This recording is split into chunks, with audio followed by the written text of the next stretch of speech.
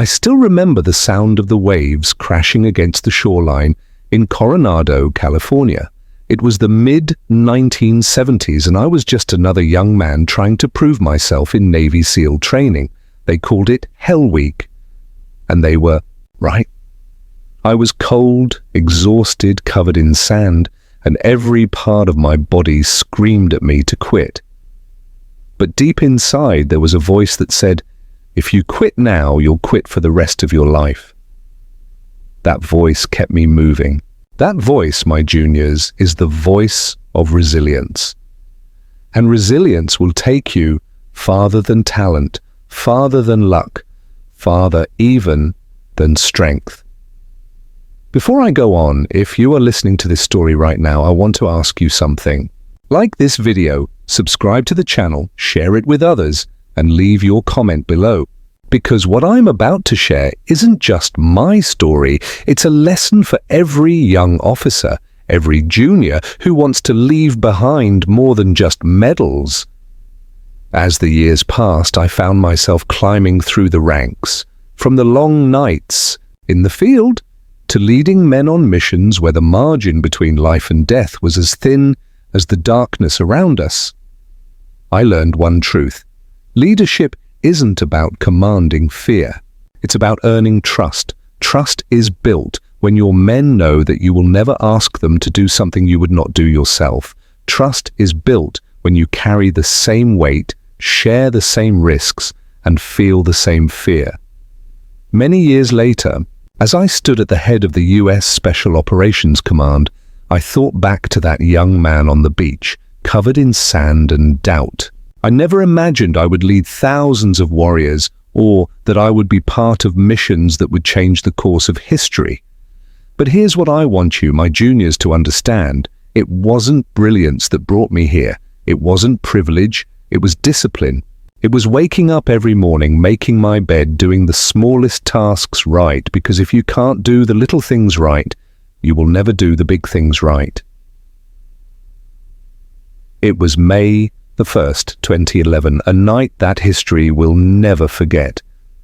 I was seated in the command center, far from the dusty compound in Abbottabad, Pakistan. My eyes were fixed on the grainy live feed. Hours of planning, years of sacrifice, and the lives of countless innocent people all led to this moment. My juniors, let me tell you, leadership is never heavier than when you know that one decision, one command could mean the difference between victory and disaster, between life and death for your men. I had led many missions before, but nothing compared to this.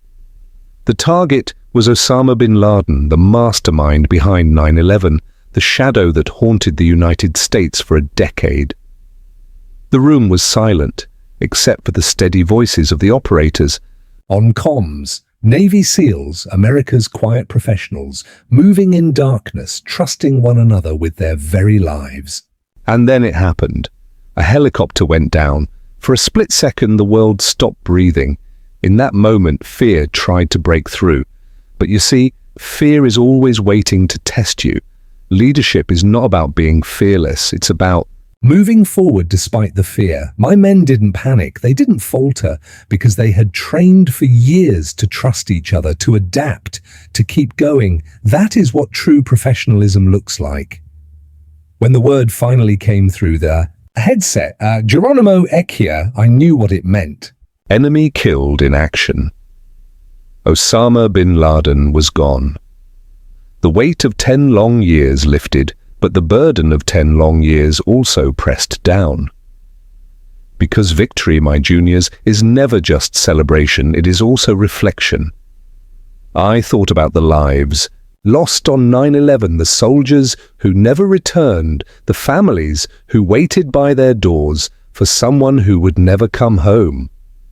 Justice had been served, but the scars of war are not erased in a single night.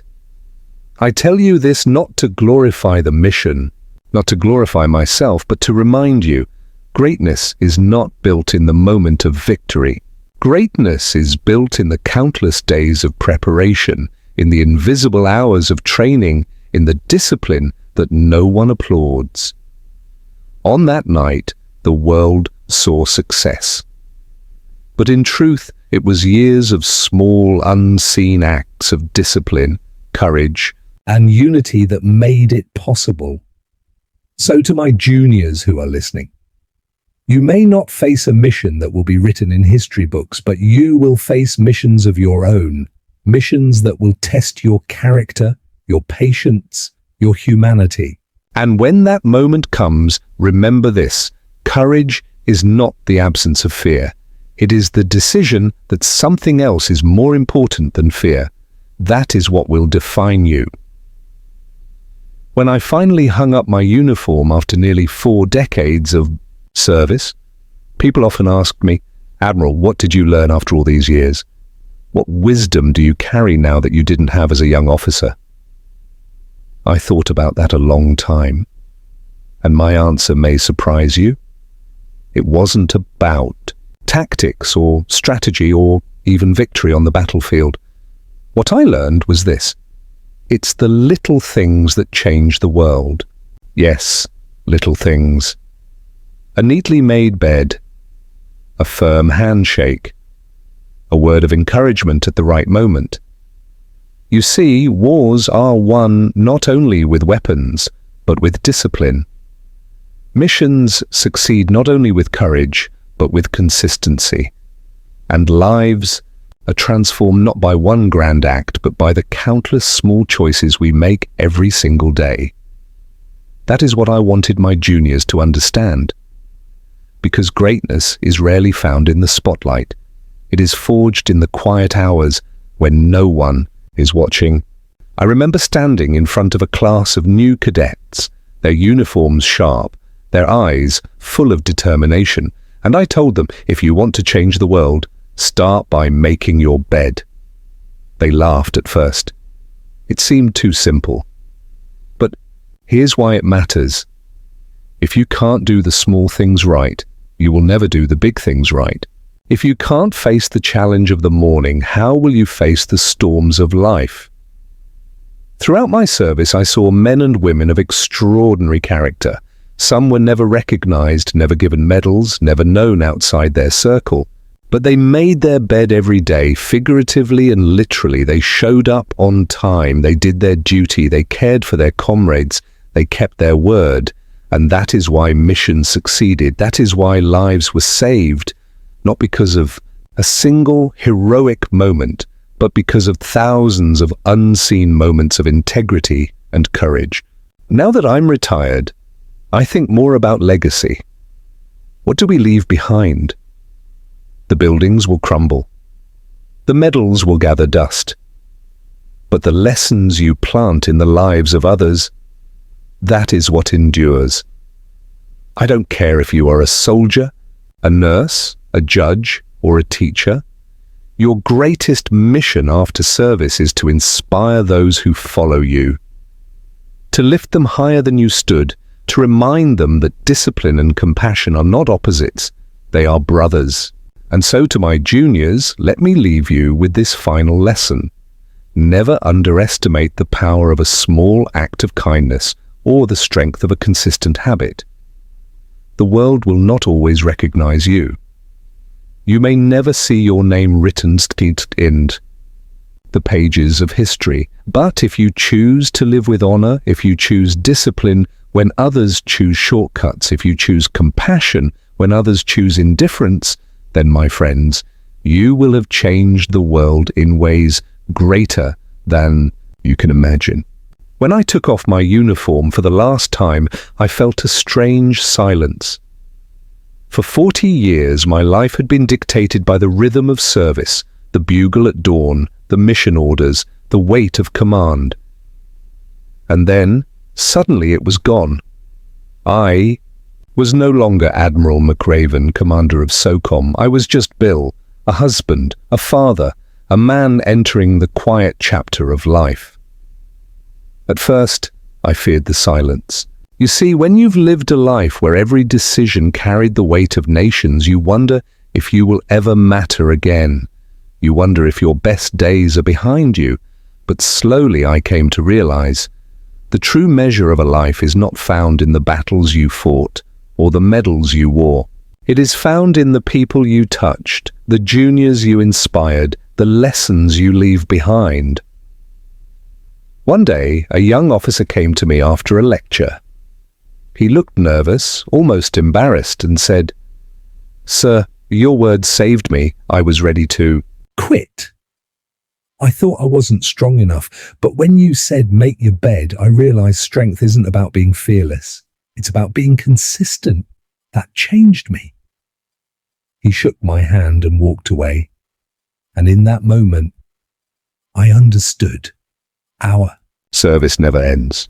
Retirement is not the end of our duty. It is simply the beginning of a new mission. To guide, to mentor, to inspire. So, to every junior listening, whether you wear a uniform or not, let me leave you with this. The world will test you. Life will break you. There will be days when you feel invisible, days when your effort seems wasted. But remember this, every great mission is built on small victories. Make your bed, show up, keep faith, choose integrity when it costs you, show mercy when the law allows only punishment, stand tall even when no one is watching, and one day you will look back and see that those small choices were not small at all. They were the very things that changed the world. As for me, I do not fear the silence anymore. I welcome it, because I know that my voice, my lessons, live on in the juniors who carry the torch forward.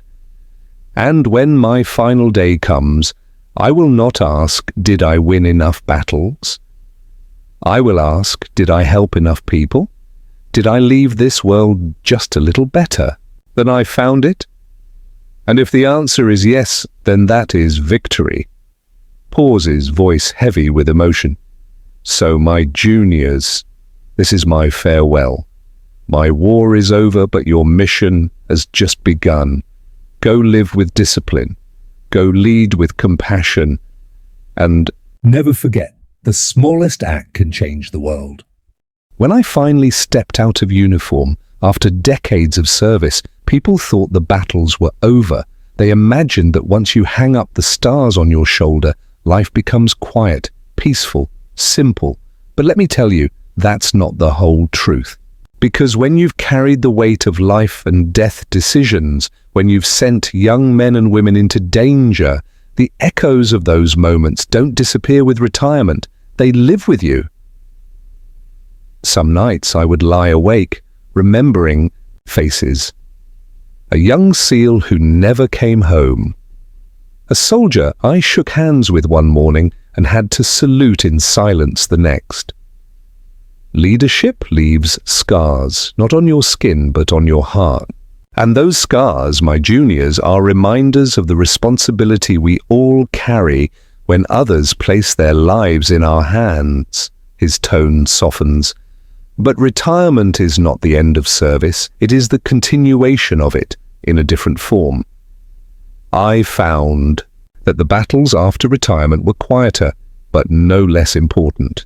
They were battles of the spirit, of teaching, of guiding, of ensuring that the next generation of warriors understood that courage is not measured only on the battlefield. It is measured in how you treat people, in how you rise after failure, in how you choose integrity when compromise seems easier. I began speaking to young men and women, cadets, officers, and even students who would never see a battlefield. And I told them, if you want to change the world, start by making your bed. Simple words, yes, but not just about neat sheets. It was about discipline, about starting your day with a victory, no matter how small, because life is a chain of victories and failures. And it is the small victories that give you the strength to face the bigger wars. Pauses, voice filled with conviction. To my juniors, I say this. The world will test you in ways you cannot imagine. You will face losses you think you cannot bear. You will face missions that seem impossible. But remember, no mission is impossible. If you lead with character, humility, and compassion. The greatest strength of a warrior is not his weapon, it is his heart. And so, as I sit here in the quieter chapters of my life, I look back not on medals, not on titles, not even on the victories. I look back on the faces of those I led, the lives we touched, and the lessons we passed on. That, my juniors, is the true measure of service. Not how loud the world remembers your name, but how deeply your actions live on in the hearts of those who follow you. After I stepped away from my command, people often asked me the same question. Admiral, what do you do when the battlefield goes silent, when the missions are over and the stars are no longer on your shoulders? I would smile, because the answer was simpler than they expected. You keep serving, just in a different way. I had lived a life of secrecy, strategy, and sacrifice. But when the uniform was folded and placed neatly away, I realized I carried something far more valuable than military experience. I carried stories, lessons, failures and triumphs that could light the path for those who came after me. And so I began to speak. I began to write. When I stood before a class of students at the University of Texas and told them, if you want to change the world, start off by making your bed, I never imagined those words would ripple across the globe. But they did. Because the truth is, life's biggest battles are won in the smallest acts. Discipline, order, consistency. These are the foundations of greatness. My juniors, remember this. You cannot command 1,000 men if you cannot first command yourself. He pauses, remembering the moment his book became a worldwide message. Writing Make Your Bed was not about teaching military tactics. It was about teaching life. Every chapter was born from a moment of hardship, a failure that taught me resilience, or a victory that reminded me of humility. I wanted my juniors, not just in uniform, but in life, to know that the same courage that storms the battlefield can also heal a broken heart, rebuild a fallen dream, or lift someone out of despair. And let me confess something to you, my juniors. Retirement is not the peaceful rest people imagine. In truth, it is a new battlefield, a battlefield of purpose. Because once the applause fades, once the duty ends, you must face yourself.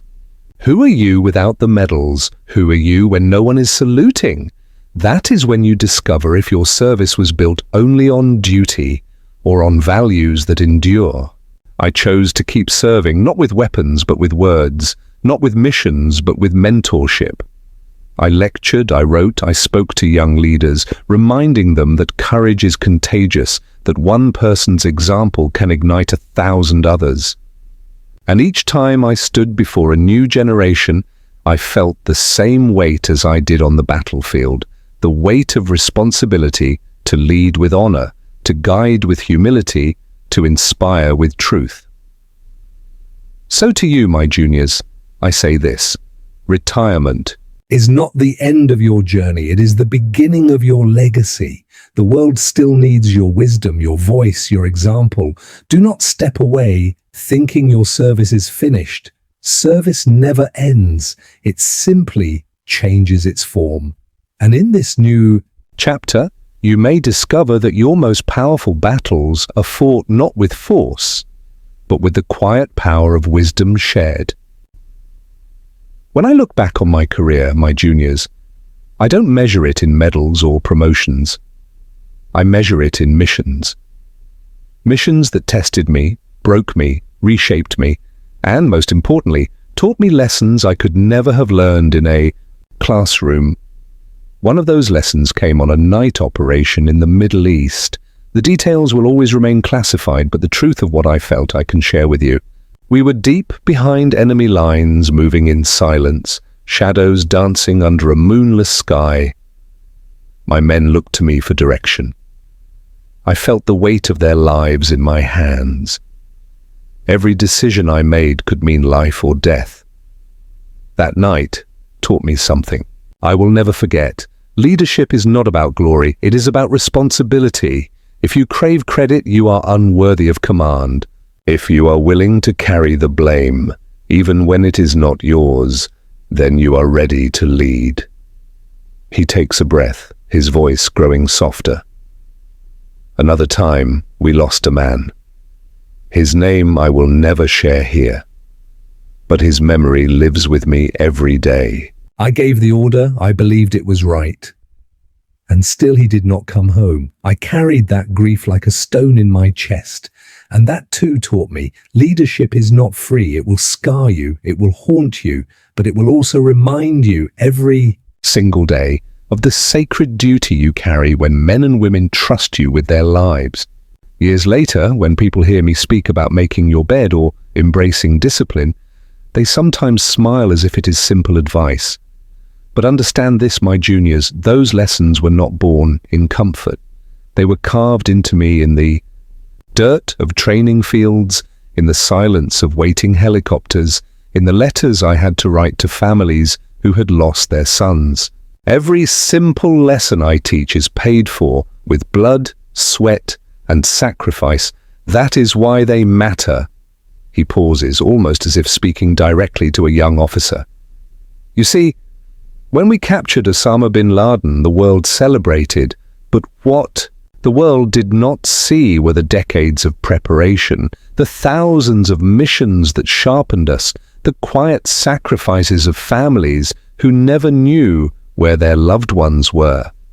That mission was not a single act of brilliance, it was the culmination of discipline, teamwork, and trust built over a lifetime. And this, my juniors, is the takeaway. Great victories are not won in a single day.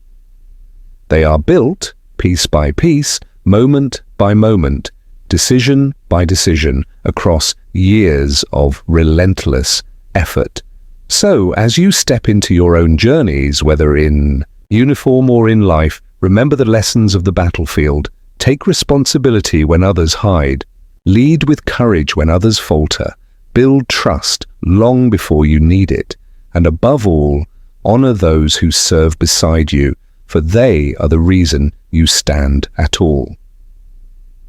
This is what the missions gave me, and this is what I now pass on to you, because one day you will lead others. And when that day comes, do not remember the medals. Remember the lessons. For it is not the battles you fight that define you. It is the wisdom you carry forward.